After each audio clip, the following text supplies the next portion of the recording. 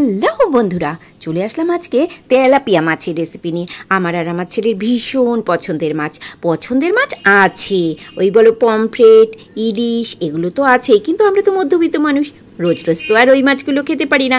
তাই তেলাপিয়া মাছের রেসিপিটা আজকে তোমাদের দেখাই আমি কিভাবে করি। নুন হলুদ মাখিয়ে নিয়ে একেবারে গরম তেলের মধ্যে ছেড়ে দিলাম তেলাপিয়া মাছগুলোকে, বেশ লালচে করে একেবারে ভেজে তুলে নেব।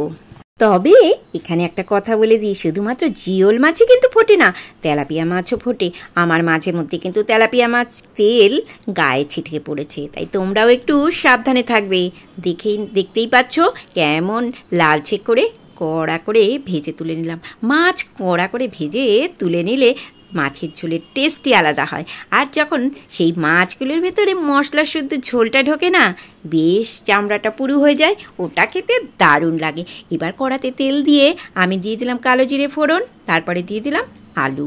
হ্যাঁ, আমার ঘরে আবার মাছের মধ্যে আলু না দিলে একেবারেই চলে না, তাই এবার আলুটাও আমি দিয়ে দিলাম 2 পিস করে, 3টে মাছ 6 পিস আলু দিয়েছি। আর নুন হলুদ দিয়ে আলুগুলোকে ভালো করে ভেজে নিলাম। এবার দিয়ে দিলাম আমি কেটে রাখা পেঁয়াজ কুচিটাকেও ভালো করে ভেজে নিলাম লালচে করে, দেখতেই পাচ্ছ।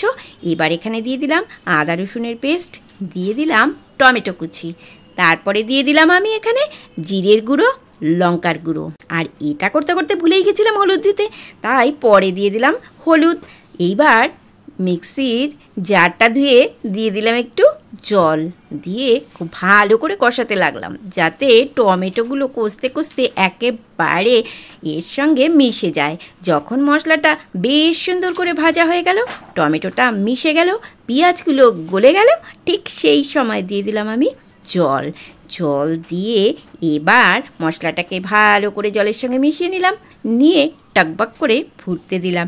আর ফুটতে ফুটতে যখনই আলুগুলো সেদ্ধ হয়ে গেল, ঠিক সেই সময় দিয়ে দিলাম আমি মাছগুলোকে দিয়ে আর বেশি সময় ফোটাতে হবে না, কারণ মাছগুলো আগে থেকেই আমি কড়া করে ভেজে নিয়েছিলাম।